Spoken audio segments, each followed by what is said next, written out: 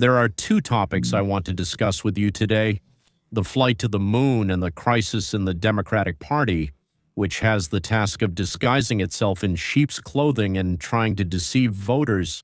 But let's start with the fact that people are flying to the moon and their toilet isn't working. April 1st.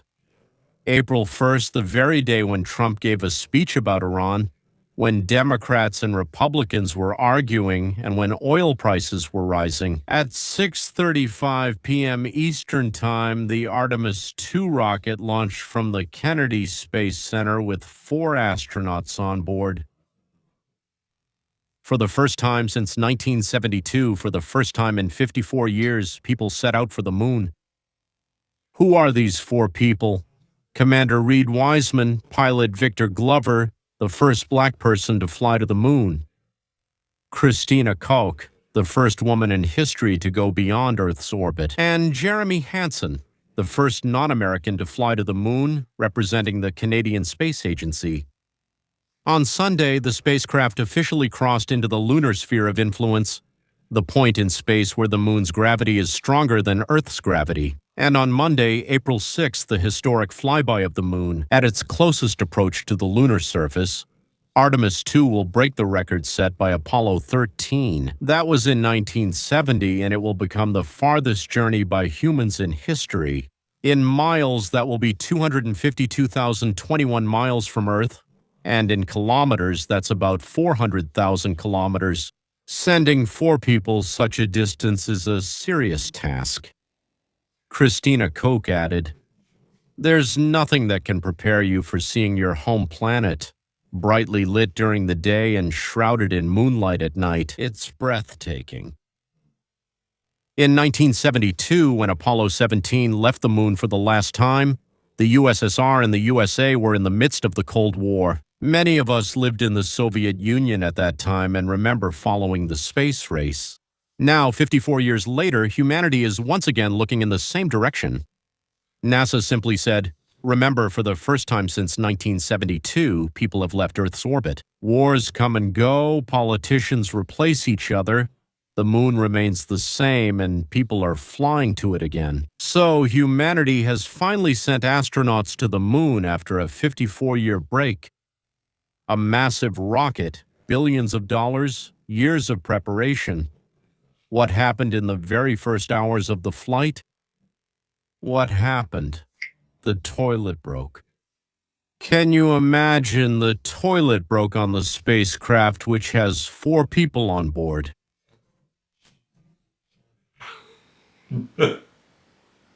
Right after launch, it turned out that the toilet pump on board wasn't working. The toilet, which cost NASA $30 million, failed in the first hour of the historic mission. The reason turned out to be almost comical. Thank God the crew just didn't add enough water to start the pump. In zero gravity, without gravity, the pump can't run dry. Adding water made everything work, but that was only the start.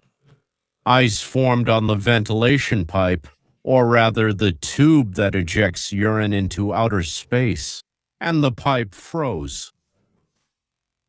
Mission Control was working on thawing the pipe, sunlight, heaters, and then the most poetic thing happened when they thawed and opened the pipe. Flight Control showed it to Christina. On camera, it looked like a fountain of golden droplets scattering from the ship, sparkling with all the colors of the rainbow in the sunlight. "What is that?" they asked from Earth. "My urine," reported Christina. In the vacuum of space, it scattered into sparkling droplets, resembling precious gems flying past the portholes, literally. Well, golden urine was flying through space not far from the moon. Christina was very proud of herself. Then the crew reported a smell of burning coming from the toilet compartment. Everything with them was connected to the toilet. Mission Control reassured the astronauts. Most likely it was just a rubber gasket heating up. There are no serious concerns around the door, but just imagine that conversation. "Houston, Houston, we smell something burning coming from the toilet." "Everything's fine," Houston replies. "It's just the rubber." And this is the story that the whole internet was retelling. Mission Commander Reed Wiseman contacted Mission Control and reported, "I have two Microsoft Outlooks on my computer and neither of them is working. Guys, can you log in remotely and fix it?" NASA remotely connected to the onboard computer to fix the email. Comments immediately appeared online. "We're sending people to the moon and they're using Outlook." Microsoft did not respond to the email requests. Apparently, they were embarrassed. Then there was another incident, also a funny one. The press already called it bathing on camera. On April 3rd, astronaut Victor Glover decided to wash himself after a workout, to wipe himself down with a wet towel. How does everyone do this in zero gravity? The broadcast cameras, of course, recorded this. Mission Control got in touch. "Victor, either turn off the camera or turn your back to it." Weissman replied, "Victor doesn't mind the broadcast continuing, but we understand. This is actually the most human story of the week. I don't mean the bathing, all that stuff I told you about. Wars, politics, oil prices, all are present. But 4 people are flying through Ascalon with a broken toilet, a frozen Outlook, and the smell of burning rubber. And at the same time, they look out the window at their urine floating through space and at Earth, small and fragile, and say, 'Nothing can prepare you for this sight. This is humanity at its best.'" And now to something less human, to the U.S. Democratic Party, which, as we know, has become the Communist Fascist Party of America. The Democratic Party is actually ahead of the 2026 elections. It's either in a state of crisis or collapse. There are some numbers that, as they say, you can't argue with. Well, let's start with them. According to a joint analysis by the New York Times and the company L2 in 30, states that track voter registration by party, the Democratic Party has lost 2.1 million previously registered supporters. This happened from 2020 to 2024. At the same time, the Republicans gained 2.4 million. Where did the Democratic votes go? The answer is not straightforward. Some went to the Republicans, most went to the Independents, and the new ones started registering as Republicans. The trend didn't stop. Here, March of 2026. Western collapse. The Republican Party added 3,842 new voters, while the Democrats lost 861. So one side is up 3,842, the other is down 861. Gentlemen, that's more than a 4,000 vote gap in just one polling location. This is not an exception. In North Carolina, for the first time in the state's history, Republicans have surpassed Democrats in the number of registered voters, although back in 2016, Democrats were ahead of them by more than 600,645 people. The share of registered Democrats among all voters in 2025 decreased by 1.2%. This is probably one of the sharpest one-year declines since sometime in the last century. Now, there are also elected Democrats who are leaving their own party. So, among elected officials, after the 2024 elections, a number of Democratic leaders publicly left the party. Some became independents, while others simply went and said, "Guys, I'm with the Republicans." Among the key motives were the party's sharp shift to the left, the failure of its policies in working-class districts, and the loss of connection with rural America. Among the most symbolic switches is Karine Jean-Pierre, the former press secretary. Karina, I don't know. In the Biden White House, she announced her departure from the Democratic Party and her transition to independent status.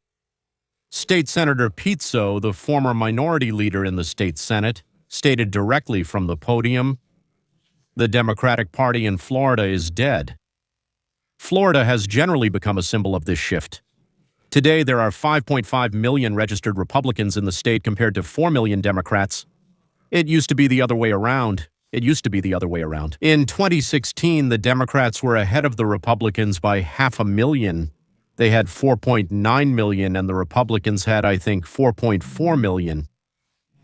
And even though there was such a difference in favor of the Democrats, Trump still won both times. And what do analysts say? Victor David Hanson, the most methodical of conservative commentators on the situation, stated directly, The Democratic Party today has nothing in common with what existed back in the 1990s. Clinton's platforms from 92 and 96 would now look like moderately Republican ones today.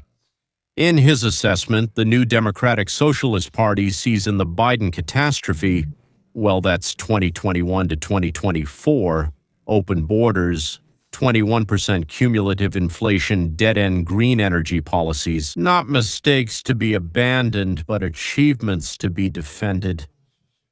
The whole country protested, but they saw these as achievements to defend. Hanson's argument about the Democrats is even harsher. Blue states lose about 5 million people a year due to internal migration.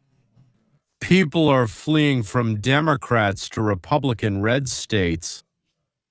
Well, that's 5 million people a year, he says. The long-term factor is even more worrying: birth rate. In the 10 reddest states, that's Republicans, it's about 1.8 to 2 children per woman.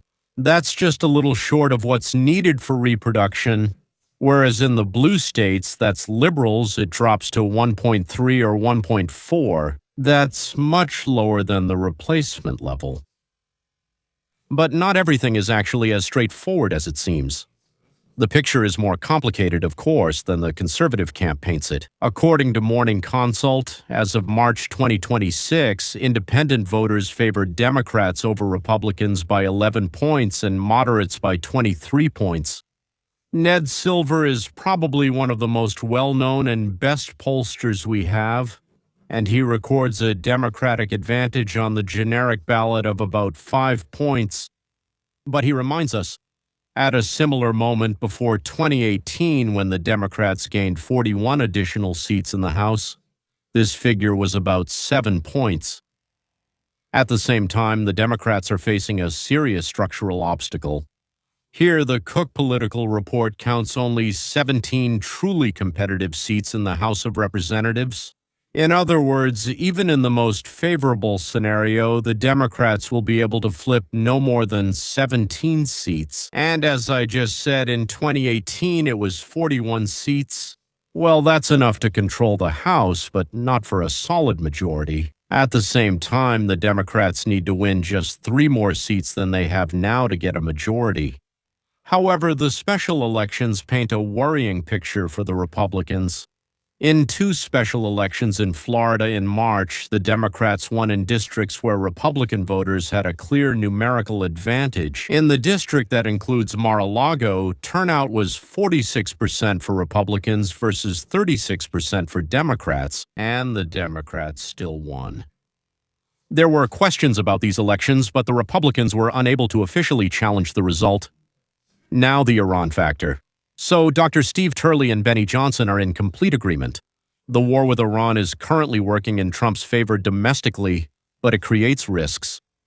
Low-income voters have shifted by 7 points toward the Democrats under the pressure of rising fuel prices, food inflation, and tariffs. Kenson, however, warns the Republicans that if the Democrats do regain Congress, the only one to blame will be Trump himself, as his style of leadership drives away moderate Republicans who will simply stay home. For 80 years, midterm elections have been held. These are elections that are not presidential. That is, presidential elections, then 2 years later midterm elections, then presidential elections again, and 2 years later midterm elections. Over 80 years, from 1946 to 2022, there have been 20 midterm election campaigns. The President's Party, meaning the president won and moved into the White House. The President's Party lost in the House of Representatives in 18 out of 20 cases. That's not just a trend anymore. That's what you call a law of nature. On average, the President's Party lost 20 to 28 seats in the House of Representatives and 4 seats in the Senate. In 1990, Bush Sr., a Republican, lost 8 seats in the House and 1 in the Senate. In 1994, Clinton was a Democrat.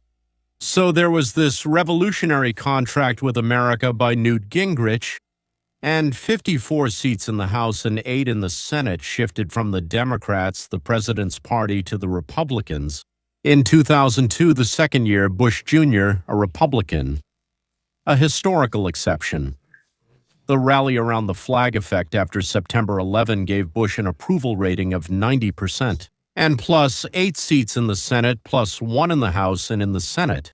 He is probably the only first-term president who gained seats in the midterm elections since 1934. Now Obama called it a shellacking, 63 seats in the House, and he also lost 6 in the Senate, one of the biggest waves in history. 2022 Biden, the Democrats. The expected red wave didn't happen. The Democrats lost only 9 seats in the House, gaining 1 seat in the Senate, the smallest losses for a party and president in 20 years. The main factor was the overturning of Roe v. Wade. That is, it was about abortions, which mobilized Democratic women voters. Of the last 5 presidents, Clinton, Bush, Obama, Trump, and Biden, all 5 came to power with control over both chambers of Congress, and all 5 lost their majority in the House and Senate within the first 2 years. What does this mean for Trump in 2026? The math is tough. Republicans can't afford to lose more than 2 seats in the Senate. In the House, Democrats only need to win 3 seats to gain the majority. The only real chance for Republicans to keep the House is if the Iran war ends with a quick victory before November. The economy will show a noticeable decrease in prices. Democrats will continue to nominate candidates without a clear, positive agenda. History says it's difficult but not impossible. Still, it happened twice in 1998 and 2002. So what needs to be done to win in November? This is probably the main question of all conservative podcasting in 1926. Analysts agree on the following: the economy. To win in 1926, Republicans need to focus on the economy. What has already been done to address the cost of living and somehow put money back into voters' pockets? This needs to be done and then communicated to them. Each candidate must speak with their own voice and lead this front in their own district. According to Pew Research, as of February 1926, 72% of Americans rate economic conditions as fair or poor, not excellent, not good. And this cannot be ignored. Now, it is strategically necessary for Republicans to mobilize Trump supporters who turn out to vote when Trump is on the ballot, but half of them don't show up for elections where the president is not on the ballot, and not give Democrats any room. Low turnout and swing voters are pushed away by left-wing extremism. They are tired of Democrats in Washington wasting time and taxpayers' money. They are hindering immigration control and economic progress. And the war shouldn't become a millstone around our necks. Trump needs to focus on results: GDP growth, lowering inflation, and increasing purchasing power. And every week he should contrast them with Biden's inflationary disaster. There is a paradox in 2026. Republicans in power in Congress and the White House are in a rating slump, but just not being a Republican is not enough to beat them. The Democratic Party has only $15 million in cash compared to $80 million for the Republican National Committee. The Democratic Party doesn't have a unifying figure, no positive agenda, and no answer to the main question: what exactly are we asking you to vote for? Kenson puts the conclusion briefly. The Democratic Party as it existed 50 to 100 years ago no longer exists. It has been replaced by a radical socialist party. Well, from my point of view, he understated it. It has become a communo-fascist party, not a radical socialist one, although maybe that's the same thing. A big question remains. Will the independent, family, and order-oriented Democrats feel the same way, that it is no longer their party? What bad thing will the Democrats do to us if they do get the majority in the House of Representatives? As soon as Hakeem Jeffries is sworn in as Speaker of the House, the impeachment process will begin. It doesn't matter what the reason is. It's not clear what exactly for, but at the same time, investigations will be announced that will basically look like investigations aimed at finding crimes. Impeachment is the hottest topic among the Democrats themselves. They've become experts in this matter. So there's a camp that demands 80 Democrats immediately, right away, right now, Christina Ohm, then Trump, also immediately. The party leaders are moving cautiously for now. They understand that as long as the Senate remains under Republican control, impeachment will not lead to Trump's removal and could cause a backlash among voters. Why do we think so? Because there is a historical lesson. After Trump's first impeachment in 2019, his approval rating rose from 37 to 45%. Impeachment without actual removal could become a gift for Republicans in the 2028 elections. Ted Cruz puts it directly. If the Democrats take the House, no meaningful legislation will be passed for 2 years. And we'll see the president's impeachment again and again and again. And believe me, they don't care what it's for. They will pursue impeachment simply because they hate. Impeachment as a tool of pressure is a truly effective mechanism. Regardless, by the way, of the outcome of impeachment, the Democrats are already planning an aggressive investigation strategy, using the right to subpoena witnesses to obtain testimony from Trump himself under oath, as well as investigating the activities of members of his cabinet. Congressman Jamie Raskin, who will head the Judiciary Committee if the Democrats win, stated that they intend to investigate what leads to the weaponization of the government against American citizens, including the deaths of people at the hands of federal immigration agents in Minneapolis. They also want the Department of Justice to release the full Jeffrey Epstein case archive. Honestly, this could really backfire on them. Cruz warns that we will see an investigation attacking the administration in all House committees. If the Democrats also win the Senate, there will be a complete freeze.